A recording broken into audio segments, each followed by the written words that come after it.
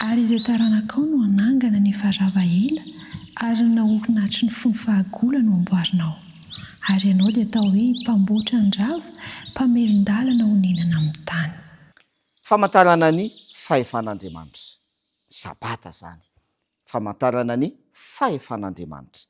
Inona tokoa moa zavatra voalazan'ny ten'Andriamanitra mahakasika an'izany? Ao amin'ny Genesisy 2:1-7 dia izao ny voalazan'ny ten'Andriamanitra manao hoe: dia vita ny lanitra sy ny tany sy izay rehetra ao aminy, ary tamin'ny andro fafito dia vitan'Andriamanitra ny asa efa nataony, dia nitsahatra tamin'ny andro fafito izy tamin'ny asany rehetra izay efa nataony. 7. Ary Andriamanitra nitahy, izay ny voalohany, sy nitahy ny andro fafito sy nanamasina azy. Satria tamin'izany no nitsaran'Andriamanitra tamin'ny asany rehetra izay noforoniny tamin'ny nanaovany azy. Mazava ny voalazan'io Genesisy io, ry havana malala, fa Andriamanitra mihitsy no nitsahatra tamin'ny andro fafito, nitahy ny andro fafito, ary nanamasina ny andro fafito. Satria nahoana? Dia voalazany eo ny antony: vitan'Andriamanitra ny asa rehetra izay nataony. Vitan'Andriamanitra.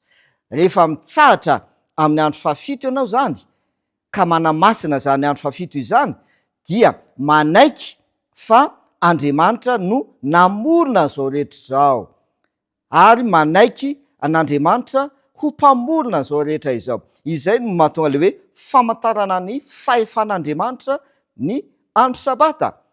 Dia le fahefan'Andriamanitra mampamorona azy, satria ho fanaporofona ny mampamorona an'Andriamanitra dia nitsahatra izy tamin'ny andro fafito. Rehefa vita ny asa famorona rehetra izay nataony nandritra ny enemana, dia nitsahatra izy tamin'ny andro fafito, tsangam-baton'ny famoronana ny andro sabata.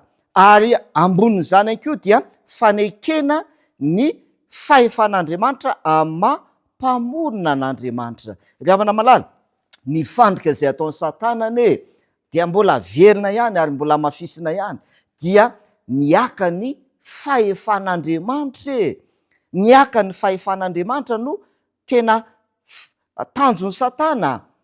Ka izany no mahatonga ny Satana miezaka amin'ny fomba rehetra hanova ny lalàn'Andriamanitra, ary teaka ny fahefan'Andriamanitra izy. Dia mampiasa ny fanjakana, fahefan'ara-panjakana, fahefan'olombelona mba hanova izany lalàn'Andriamanitra izany. Ary ny tena mampatahotra dia mampiasa fanjakan'olombelona izy haka ihany koa ny fahefan'Andriamanitra, dia lasa manova ny lalàn'Andriamanitra ny olombelona. Amin'ity andro sabata ity, ny afatra izay omenantsika dia tsotra ihany: famantarana ny fahefan'Andriamanitra ny andro sabata.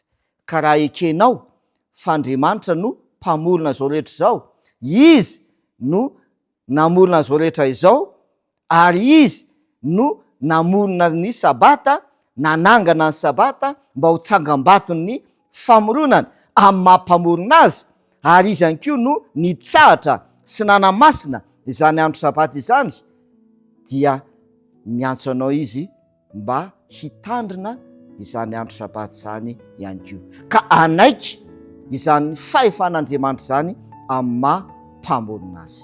Andeha hivavaka isika azy. Andriamanitra raina izay ny an-danitro, misaotra noho ny teninao.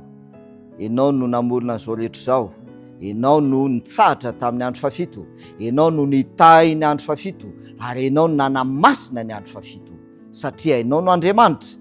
Ampio izay mba anaiky fa ianao tokoa no mpamorona zao rehetra izao, ary ampio izay mba anaiky ny fahefanao, ary haneo izany amin'ny fitandremana ny andro sabata, ka tsy anaiky fahefana hafa eto amin'ity zao tontolo izao ity. Amin'ny anaran'i Jesosy, amen.